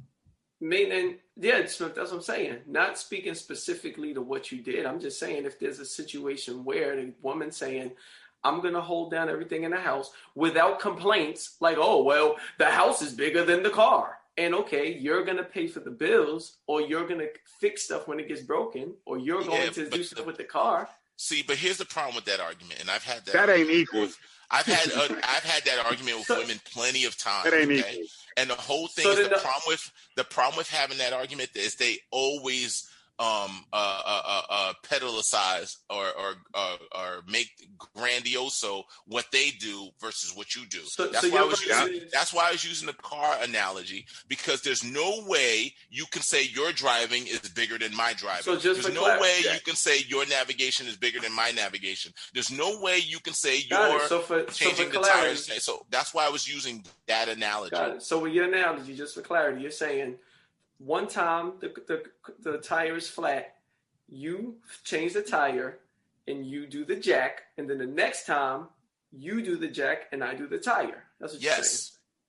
Yes. Okay, yes. See, he said if we traveling to the beach, there's no sexist. I drive to the beach. In the conversation. So then we're not equal, but in different ways. No, you are, because look, you got to make it this way too. If I'm cooking, we're equal you're doing in the dishes. same way. No, we're equal. No. We're equal in different ways, because the fact of you may not be strong enough to, pick up the tire and carry it to the back of the car and switch it out. But you can hold the lug nuts. But can't she argue? You can stand out here with me. You can participate but then in what we're doing together as a team. So then can't we argue that, well, all you're doing is holding the lug nut. I got to carry this heavy tire. It's really not equal. No, the whole thing is I have the ability. You don't. That's the thing about it. It's the fact of it's something I have an ability to do. You don't. So the whole thing is I can't hold that over your head. It's kind of like when I hear this dumbass argument about women saying, well, we have the babies. Who the fuck else is going to do it? Yeah, I don't have a womb. I don't know. Because so to hold that against me is fucked up. You can't say, oh, well, you can't pick up a tire, so it's not fair because the tire is too heavy. Because then you can take some dudes say, well, you can work out, so you could lift up the tire. Time out. No, the whole thing is the question is, Are we equal, but in different ways? Yes. Are we equal, but in different ways? And you're saying no, it has to be the same way. I'm saying no. We are equals, but in different ways. So by that, I mean there's things that we can both do, and there's things that we both that we can't both do. So, for instance, carrying the tire, I may be the stronger one, and I can carry the tire. You can't do it, but you can still help me change the tire, making you an equal. Because you are still participating in the process. I'm only doing one part of it because I am better suited for it. But you are not sitting your ass in the car while I change the tire. You could jack that shit up. You can hold the lug nuts. That is the equality. Black dudes be ruthless on these hoes out here. At least, I know. I didn't say you got to do the drug now. I said at least stand outside. You should be standing outside with me. Shit. Yo, he's cold as hell out here. Do the jacking and everything. Yo, I'm just saying the fact of if you want equality, that's what equality is. Man, my mind went somewhere else with that question. I don't agree with that one, man. I look at women's contributions differently than men, and I still could see it as being equal. You know. Yeah, like if you look at LeBron and AD, both of their value is equal, but they don't do the same thing the same exact way. But that doesn't mean like, oh, just because you don't have as many assists as I do, doesn't mean like, oh, you're not equal. Like, oh, we're both working on the same team. Okay, no, I'm not changing the tires, but you also don't got to cook. But I agree with what you're saying, Zeus. She can't flip around and say, well, changing the tires and then so-and-so, because then she doesn't truly feel like it's equal. But if she does and there is no complaint in that sense, then it's just like, okay, I don't want to fucking cook. You do all the cooking, I'll do the laundry. Like, that's where the equality comes in. That's my thought process too. Like I was thinking along those lines. Like as long as she complains, I'm with you, bro. Then I be feeling like this. Yo, come on, Al. I'm staying out in the rain. I'm doing so-and-so. But, yo, if you ain't complaining, I'll change the tire. You consider it. I've had these arguments with females plenty of times. And these are the things that they say. And I'm just like, yo, how does that make any sense? Shishu, I'm with you in the sense of, like, if you come to me like, yo, I don't do this. I don't do that. I'm not changing the tire. I'm not doing this. Then I got a problem with it. But if it's like, yo, okay, you know what? I know that you're down to change this tire, just like you know I'm down to cook dinner, but I don't want to do it, just like you don't want to do it. The sense like I know, okay, I know that if it comes down to it, you would help me. I'm down with you sitting in the car, Al. But like if you see like it's raining, I'm dropping the lug nut and I'm really struggling, I know you're gonna get it out of the car and help. Now if I know that you ain't gonna help, all right, you got to be out there with me. Like, bump this. You know what I mean? Just like just like when it comes down to like the bills. Like, yo, okay, if I see like I'm making how much money, I'm paying my bills, and then I'm struggling. You know, I'm paying the bills or majority of them, and I'm struggling while you chilling. It don't have the same feeling where it's like. I'm glad you said that because I had an argument about that with a female not too long ago. I'm gonna listen to what you guys say. I gotta go. I know that you gotta be out at 10:45. I got you. But here's the thing. She was saying that she was arguing with her husband. Let's say her husband makes $100,000 and she makes $80,000, right? She feels that her husband should pay more of the bills in the house because he has a bigger paycheck. And I'm like, hold up, but he doesn't get any more of the house than you do. If they split the property, this, that, and the other, he gets all the same responsibility, all the same weight, all the same this, that, and the other, but yet he should pay more of the household bills. I know Shubin gonna like this. That's why you gotta combine your finances. I'll see y'all next week, fellas.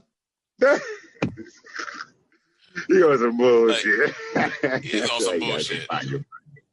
He is on some bullshit. And then get off with that. Because ask Oprah if she combines her finances with Stedman, you know? Are they even still together? It seems like they've been together forever. Yeah, they together. I don't know. Oprah is the epitome of what these modern day chicks are like, bruh. Don't need a man for shit. You know, she's making her own money. No, because she has a man. Nah, she ain't got no man. She has a man. She has a man. She got Stedman. I mean, it's just that she out-earns Stedman. But you know what? You are right. You are right. Because you know what? Oprah is an example of these females nowadays. Because the whole thing is, as much as I hear about the female struggle, oh my God, the number of women that out earn men nowadays, it's ridiculous.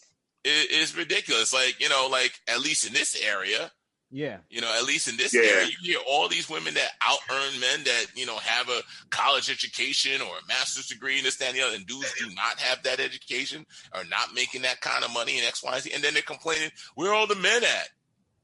Where are the men at? Well, why? Oh, I can't find a good man. I these broke ass niggas. It's like, hold up, y'all made it this way. It's exactly what they made it this way. I mean, I'm not trying to knock women for making moves. I'm not knocking them for with the women's rights movement. But when women said, you know what, I want to go out here and make this money. I want to go and do my thing, this, that, and the other. And you started taking away jobs from males, and because there's only but so many jobs and spaces. Exactly. Meaningful jobs and spaces. Because exactly. Let's be honest, yeah. I can say it, man, because my job is, it's not too strenuous. A lot of these positions that these women have, a lot of them, they could be replaced with robotics, which is happening now. Like, I was reading some shit from Yahoo Finances was saying, like, a lot of women are dropping out of the labor force. Yeah. Well, yeah, man. Listen. But I mean, like, quite frankly, I don't know, man. Like, a lot of it is just BS to me. A lot of it's just BS. It is a complex thing. But my whole thing is this whole idea of women just not getting the shit end of the stick. You could have got that in 1920. You're not getting that in 2020. I'm sorry. You full of shit. They weren't getting that. They didn't get that since the 1990s, yo. Yo, I'm just saying, like, these chicks are still acting like, and the whole thing is, this is the problem with all of these movements, except for the black movement. That's the only one that hasn't really moved, but so far. But like all these movements, they always want to move the bar, and then they move the bar way left and still think they're the victims. Yeah. Yeah. Like, I don't understand that shit. It's like, yo, you got your way, you're doing your thing. You know what I mean? And you're still the victim. I don't understand. Still the victim. No, I don't understand that shit gentlemen, either. I'm about to go in here and get this nice thing going on. Yo. If it goes well, share the contact information, brothers. Smith, I'm glad you had a good morning, and I hope you have a happy ending. All right, fellas. All right, yo. Later, bro.